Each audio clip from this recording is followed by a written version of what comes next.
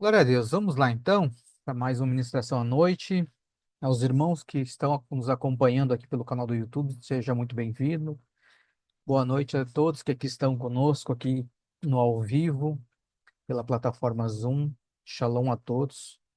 Que Deus seja com cada um de vocês, com a casa de cada um de vocês. Amém?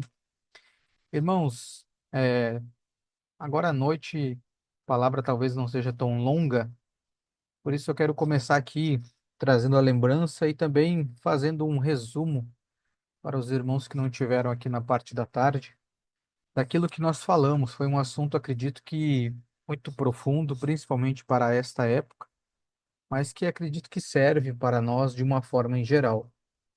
Nós trouxemos aqui a lembrança, um texto de Juízes no capítulo 2, ao qual nós falamos a respeito de como o homem perdeu, né, essa capacidade de representar a Deus.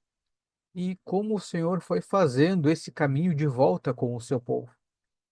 E através desse caminho de volta, de restabelecer o povo de Deus, o Senhor nos ensinou a obedecer a Ele. E também nos mostra os benefícios da obediência, né? Isso nos traz o quê? A um assunto ao qual é geral a todos. Nós sabemos que, às vezes, por mudanças de placa, né? Uma denominação aqui, uma outra denominação aqui, sempre vai ter divergência em determinados assuntos. Um crê de uma forma, outro crê de outra forma, alguns assuntos. Mas eu creio que às vezes há divergência em assuntos secundários, assunto que não vai talvez mudar o destino, né? O nosso destino futuro. Mas um assunto em si que nós mencionamos hoje à tarde, que acredito que é comum na grande maioria das igrejas, é a centralidade das Escrituras é Cristo. E isso, todas as igrejas cristãs, acredito eu, que têm essa centralidade. Todos concordam que Cristo é o centro de todas as coisas. Tudo foi feito nele, por ele e para ele. Em relação a esse assunto, não há uma divisão, não há uma outra forma de pensar, né? E trouxemos também o motivo do porquê que ele é o centro de todas as coisas. Porque justamente ele foi o único que conseguiu ser integral na sua obediência. Ele conseguiu obedecer a Deus de uma forma com que nenhum outro obedeceu. Por isso ele é o centro. Por isso ele é a imagem e semelhança do Altíssimo, coisa que nós perdemos no princípio. Então ele restaura isso. E veja que ao restaurar isso, ele acaba acessando a bênçãos, vivendo e experienciando coisas que, na grande maioria, as pessoas não têm essa experiência. Por quê? Porque não tiveram o nível de entrega que Jesus teve. Amém? E aí, quando nós vamos lá para Juízes, o Senhor começa a nos mostrar um parâmetro, né, de como que ele tentou ensinar esse povo. E aí você vai ver que quando o Senhor tenta introduzir esse povo nessa terra prometida, o povo não obedece na sua integralidade. O povo adentra essa terra prometida, mas ao invés de expulsar o povo que habitava lá ou matar o povo que estava lá, que era o desejo do Senhor, eles acabam convivendo com o povo da terra e ainda tomando tributos deste povo. Mas essa não era a ordem do Senhor. Acontecendo que, tendo essa desobediência, no capítulo 2 você vai ver o Senhor ali então perguntando, né? Por que que o povo fez isso? O Senhor dizendo: olha, eu tenho uma aliança com vocês e uma aliança eterna. Mas por que que vocês fizeram isso e não me obedeceram? Então, todo esse povo, toda essa desobediência permitiu com que o povo ficasse naquela localidade, fazendo com que esse mesmo povo viesse a fazer o povo a desviar das ordens de Deus. E aí Deus começa a levantar juízes, começa a levantar libertadores, como ele fala a partir do capítulo 2. Só que o problema é que cada vez que o Senhor levanta um juiz ou um libertador, esse juiz, esse libertador, ele não é eterno, ele acaba falecendo. E falecendo o juiz, esse libertador, o povo volta às práticas. Ou seja, o povo volta a desobedecer. Por quê? Porque o povo não tem essa imagem e semelhança ao qual ele perdeu.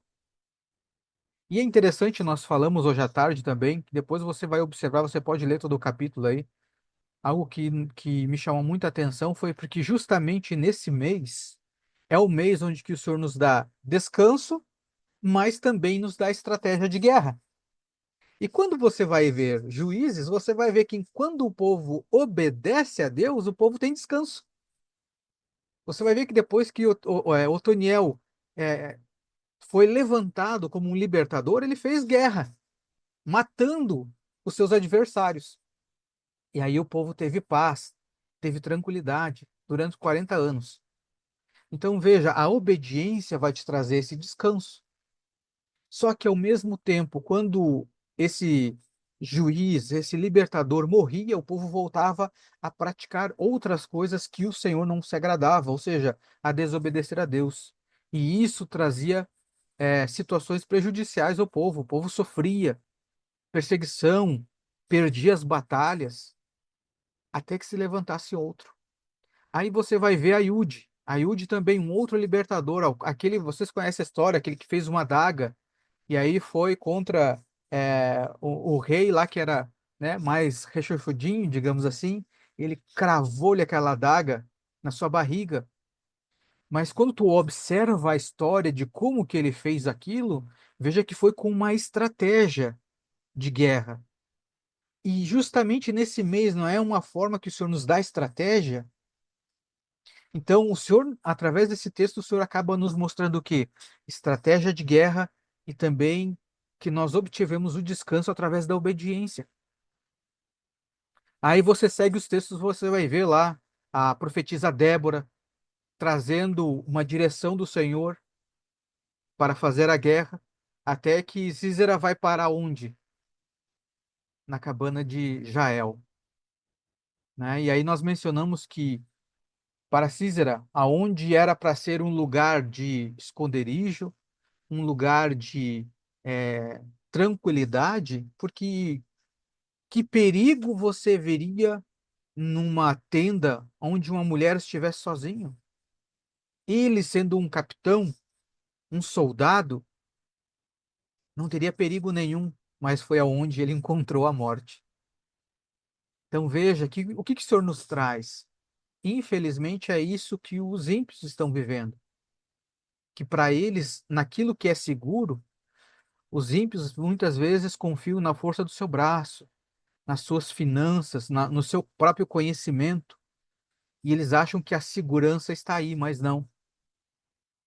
É onde eles acabam encontrando a morte.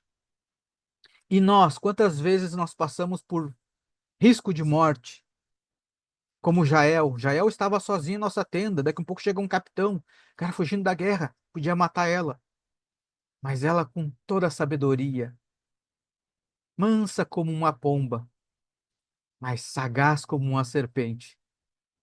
Então, veja que muitas vezes para nós o que parece uma tribulação, na verdade é descanso do Senhor, através das estratégias que Ele nos traz.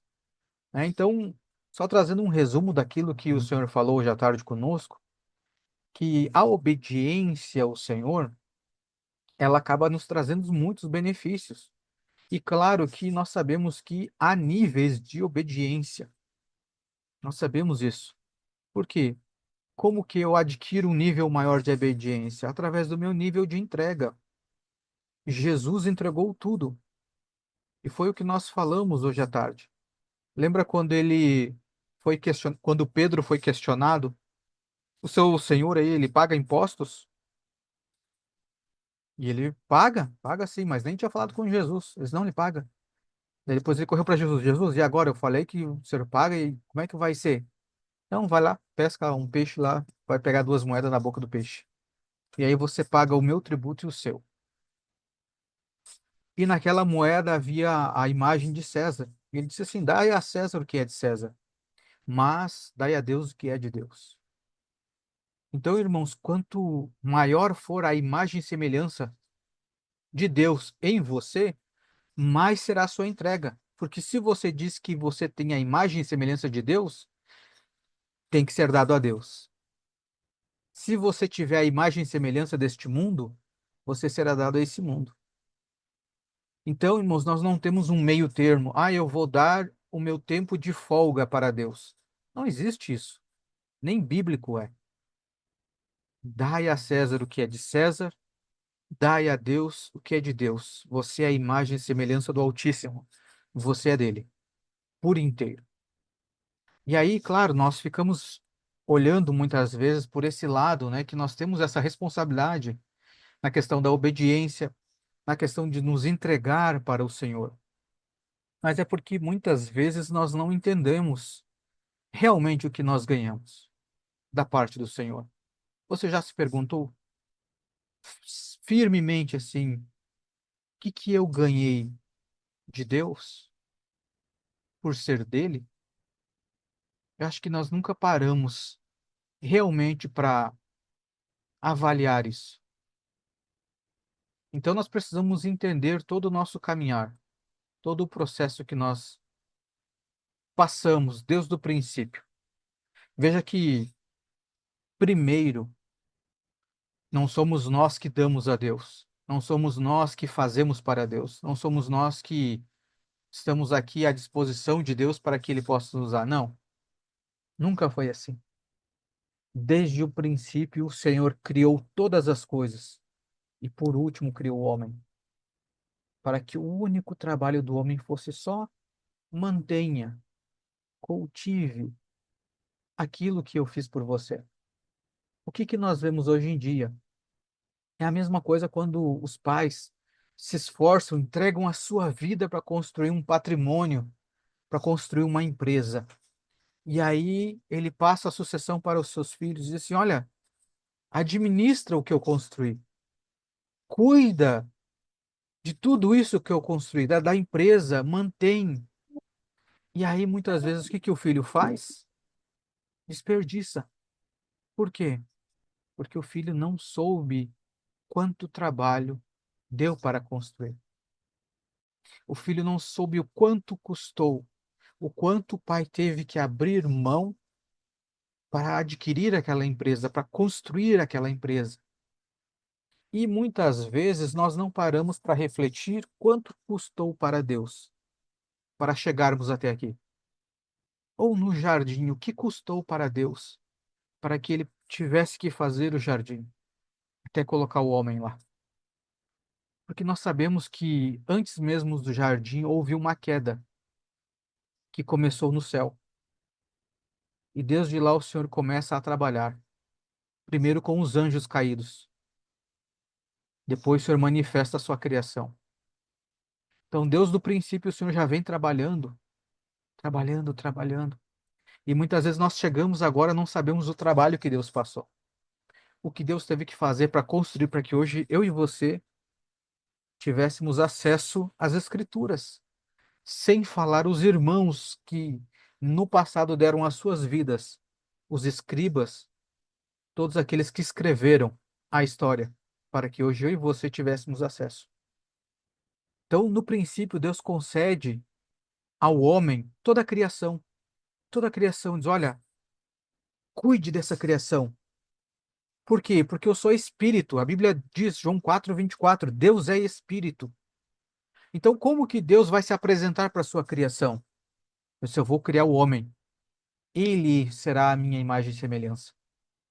Então, através do homem, que é a minha imagem e semelhança, a natureza vai me conhecer. Esse homem vai nos representar. Só mantém aquilo que eu já fiz. Só que o homem, através de uma desobediência, ou, eu vou além, através da falta de confiança em Deus, porque refletindo esses dias, chegamos à conclusão que, na verdade, o primeiro pecado, ou o pecado, não veio da desobediência. Não. O verdadeiro pecado, ele veio da falta de confiança em Deus. Por quê? O que que Deus disse? Deus disse assim, ó, não comas, porque se comer vai morrer. E a serpente disse assim, acho que não é bem assim. Em quem que o homem confiou? Na serpente. Então não foi a desobediência, foi a falta de confiança. Agora, a falta de confiança, sim, é que levou à desobediência. Veja a importância. A partir disso, o homem perde a capacidade, porque agora o homem se tornou um pecador e o homem perde essa capacidade de representar a Deus. E aí a terra que era para sustentar o homem, agora ela é um adversário do homem, porque antes ela produzia para o homem os frutos, o alimento, agora ela produz espinhos e cardos. Por quê? Porque a natureza, toda a criação responde ao Criador. E uma vez que a natureza não enxerga mais a imagem e semelhança em nós, ela diz assim, eu não conheço esse aí, é um adversário. Esse aí eu vou produzir espinhos e abrolhos. Que é mais fácil hoje? Será que não é mais fácil nós retomarmos a imagem e semelhança para que toda a natureza, toda a criação venha conspirar ao nosso favor, ao invés de ser contra nós? Não é mesmo? Mas para isso nós precisamos fazer o caminho de volta, restaurar a imagem e semelhança do Senhor em nós. E aí o Senhor começa a chamar os homens, né, que vão começar a dar alguns exemplos. O Senhor chama Abraão. E aí Abraão, o Senhor já começa a dar uma dica para o povo. Olha, Abraão foi resgatado o quê? Pela fé, porque ele creu em Deus. A fé foi imputada como justiça para ele. Olha, fica a dica. Ele creu em Deus. Ele obedeceu. Só que aí você vai ver que, passando geração em geração, só alguns homens conseguem obedecer a Deus. E mesmo assim, eles não são integrais. Acabam, né, tropeçando por causa do pecado. O homem acaba ainda não conseguindo ser inteiro como era no jardim. E claro, isso é claro para nós o porquê, né? Por causa do pecado que habita no nosso corpo. Então, como o Senhor ele não tinha um homem para ser a imagem e semelhança dele, um homem que fosse expressar para toda a humanidade a sua vontade, o Senhor precisou tirar a sua imagem e semelhança do homem e colocar na pedra, ou seja, no papel. Aí veio a lei. A lei expressa a vontade de Deus e denuncia o homem o quão longe ele está de Deus. Agora veja o seguinte: hoje, quando você olha para um crente com a Bíblia debaixo do braço, a gente sabe, olha, vai um crente.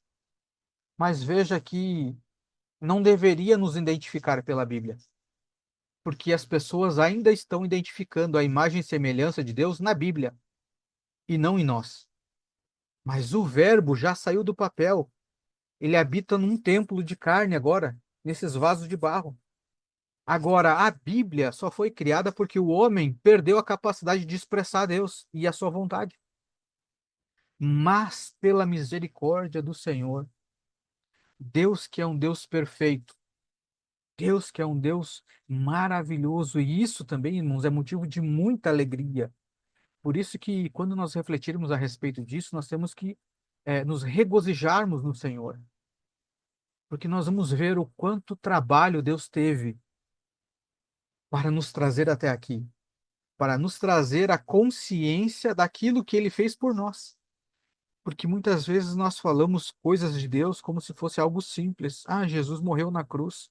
Você já viu alguém morrer na sua frente? Você já teve a oportunidade de ver alguém perdendo a vida na sua frente? Quão terrível é? Então, como que nós falamos que alguém morreu na cruz assim tão simples? E ainda mais por minha causa.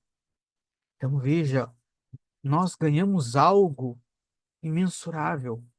Tem uma palavra na Bíblia que se diz inefável. Quer dizer que é impossível se expressar com palavras. Esse é o presente que nós ganhamos de Deus. Isso é o que nós ganhamos do nosso Senhor.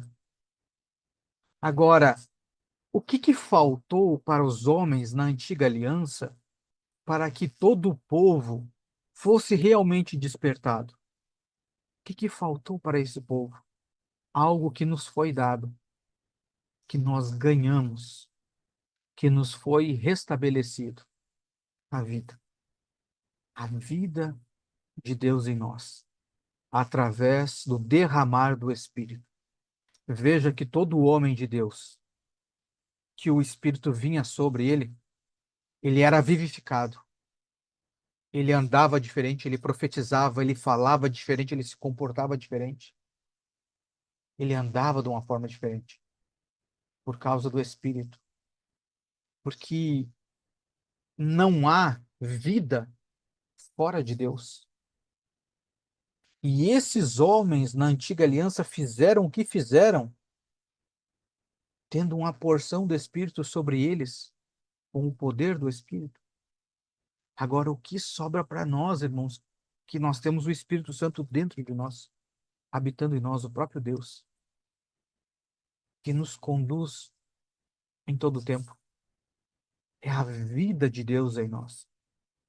Irmãos, nós estávamos mortos, impossível de reconhecer a Deus, se não fosse por Ele.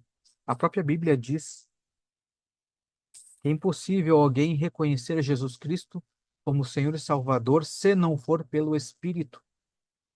Até para reconhecê-lo, reconhecer o senhorio de Jesus, nós dependemos da vida de Deus. E foi isso que eu e você ganhamos, mesmo depois de ter feito toda a lambança lá atrás. Mas Deus é um Deus poderoso e Ele trabalha incessantemente para que eu e você acessemos as melhores coisas, tanto desta terra quanto do tempo vindouro. Irmãos, o Senhor, ele se manifesta de todas as formas, para onde você olhar. Se você tiver um olhar no Espírito, você vai ver que você consegue ver Deus em tudo. Tudo fala a respeito do Senhor. Tudo aponta para Ele.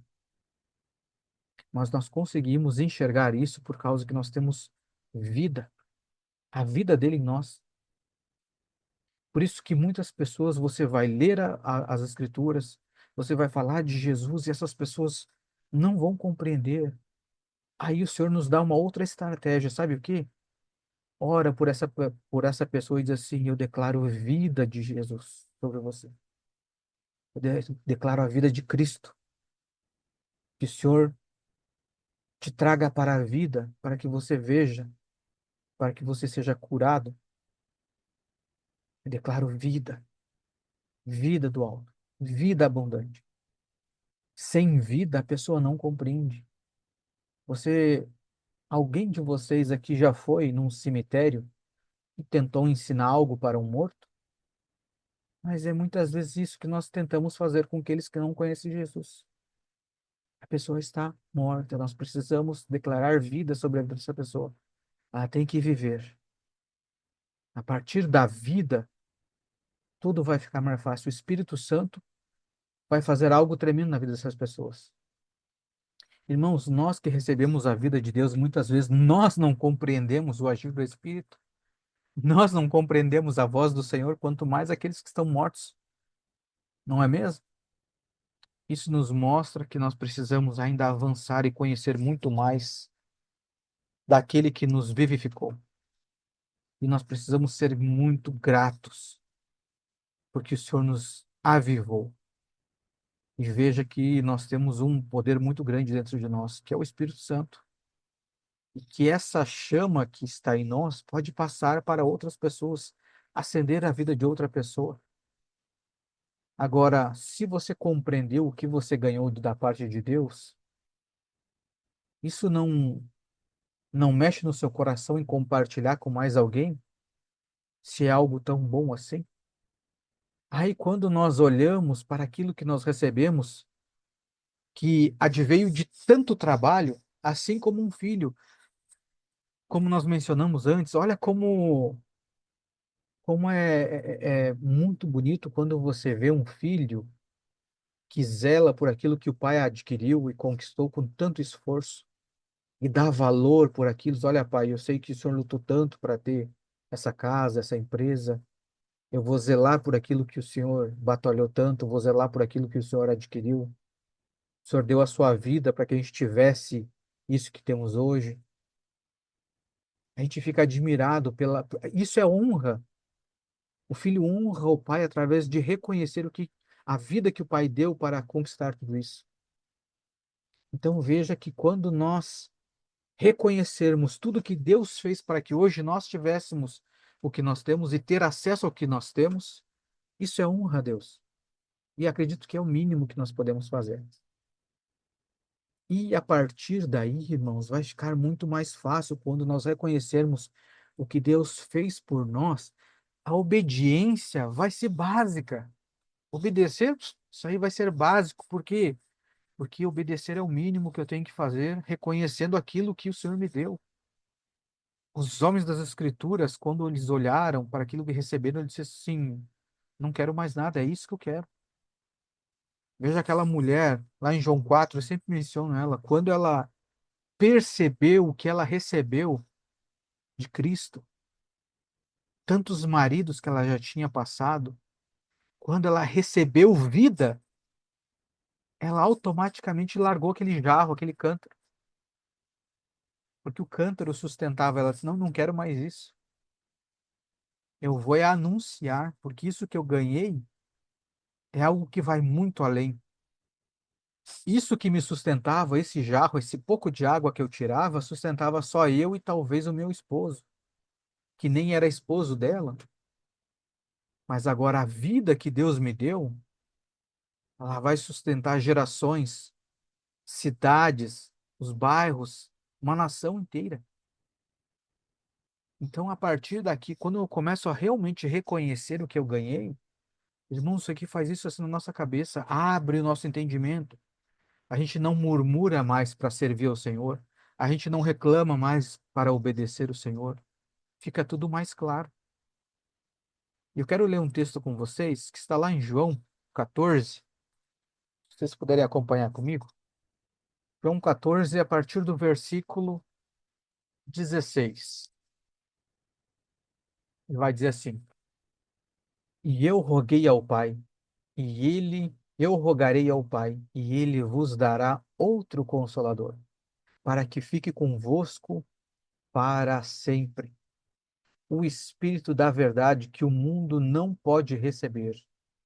Ou seja, não é para todo o mundo. Não é para todo o mundo. Porque não o vê e nem o conhece. Mas vós o conheceis, porque ele habita em vós e estará em vós. Habita convosco e estará em vós. Aí no versículo 18 ele vai dizer assim: Não vos deixarei órfãos, voltarei para vós. Ainda um pouco e o mundo não me verás mais, mas vós me vereis, porque eu vivo e vós vivereis.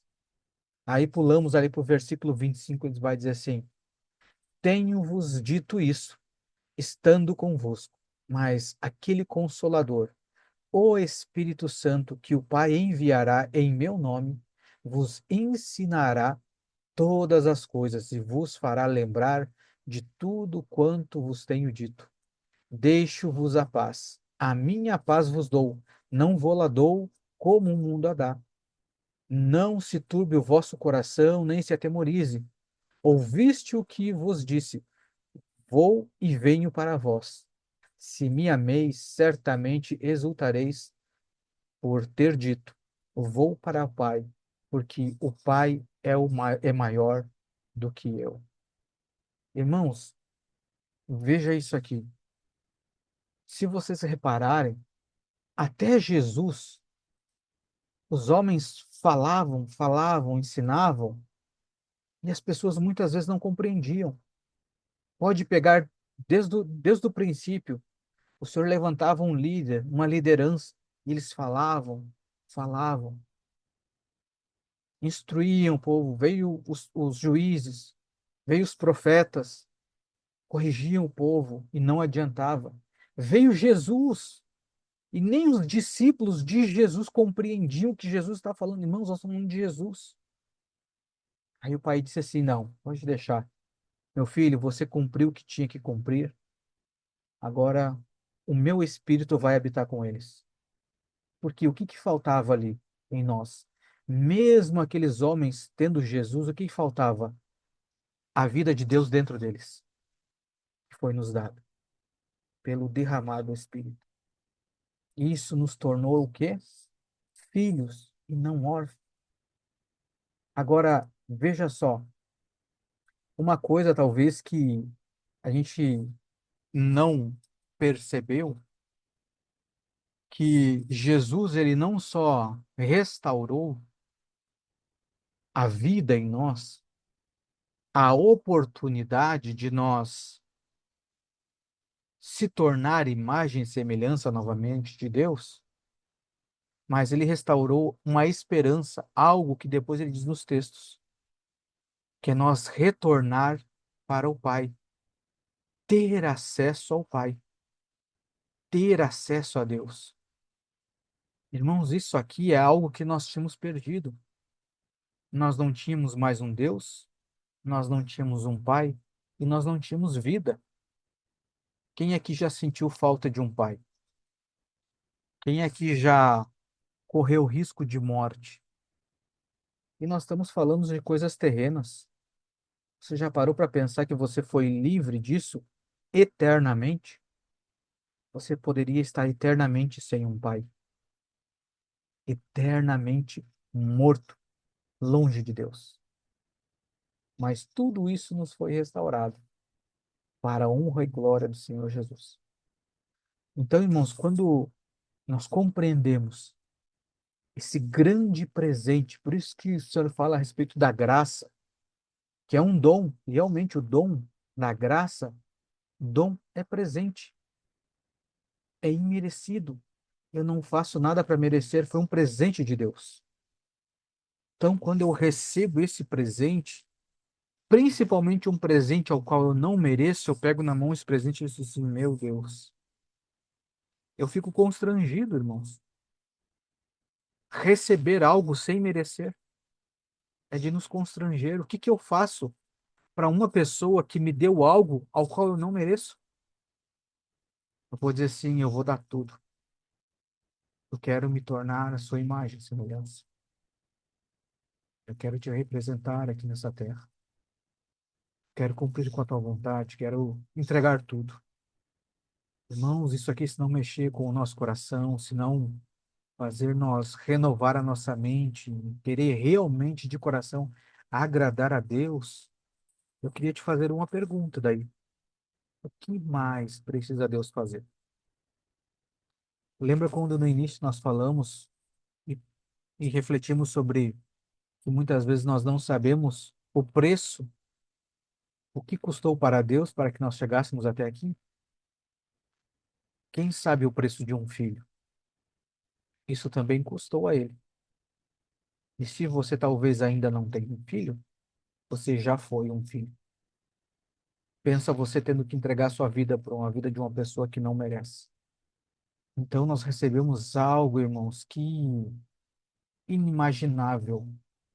Talvez, creio eu, que quando nós chegarmos na eternidade, nós vamos ter um pouquinho mais de compreensão do que nós recebemos nessa terra.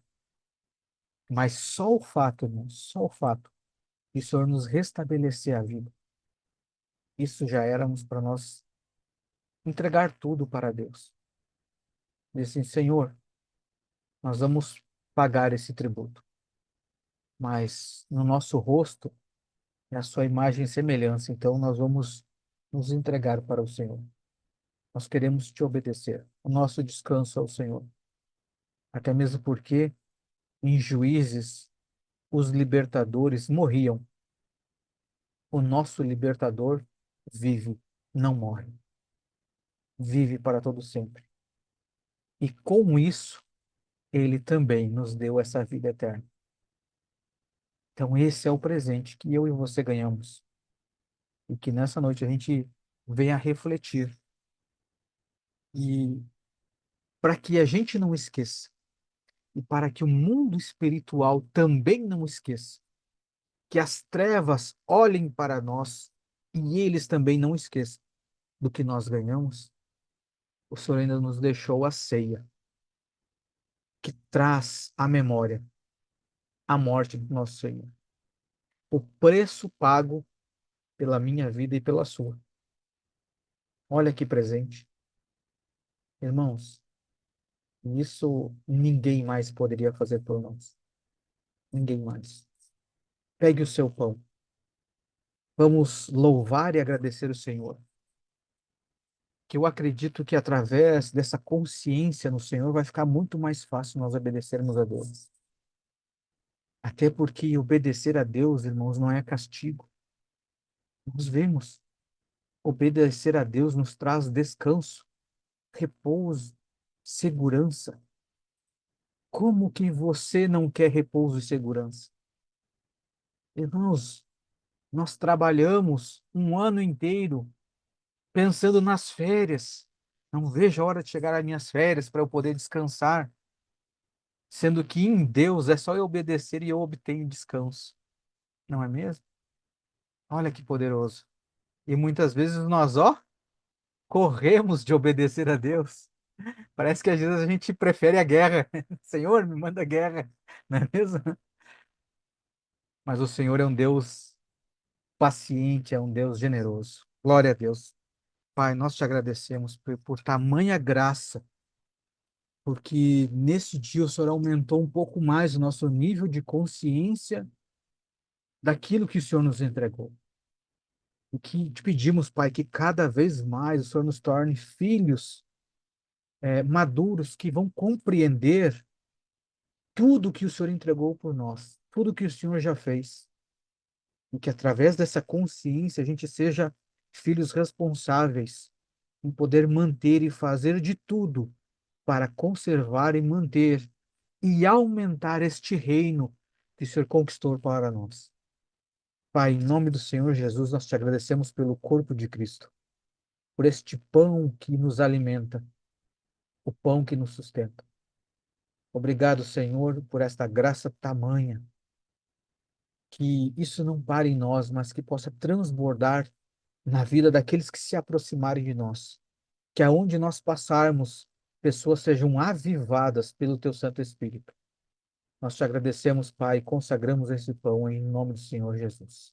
Amém? Podemos comer, irmãos.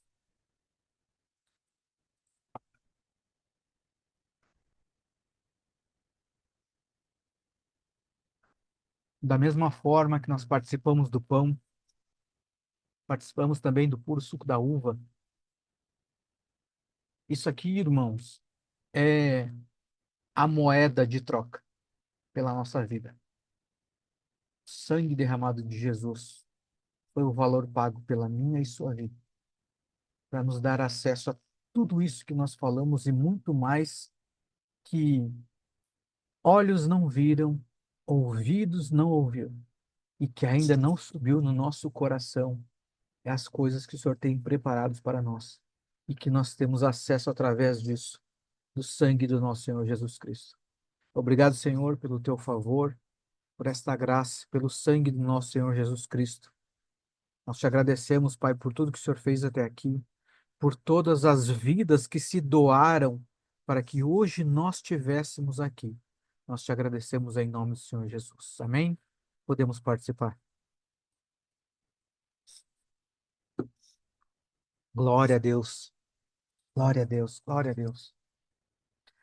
Deus é bom. Deus é único.